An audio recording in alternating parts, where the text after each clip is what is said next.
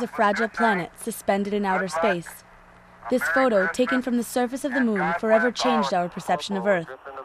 The first humans set foot on the moon 10 years after the creation of NASA, on October 1st, 1958. A year before it was born, the Russians sent Sputnik, the first satellite, into orbit in 1957. Then, in 1961, they sent up the first man. It was the Apollo program that gave the United States a clear advantage.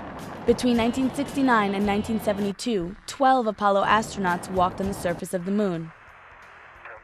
We've been to the moon in the very same sense that, Columbus first ventured to America.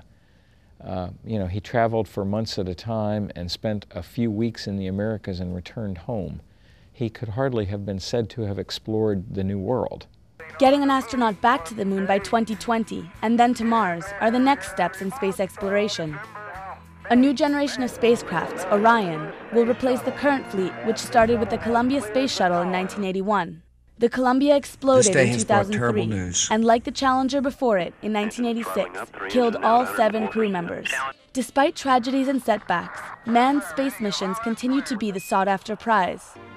And these days, NASA may even start getting some competition. Sometime in the next 5 to 10 years, I expect that industry will be able to provide, without government help, the capability to transfer cargo and people to and from the space station. NASA is working hard at building an international space station and increasing our understanding of what lies among the stars. As partners.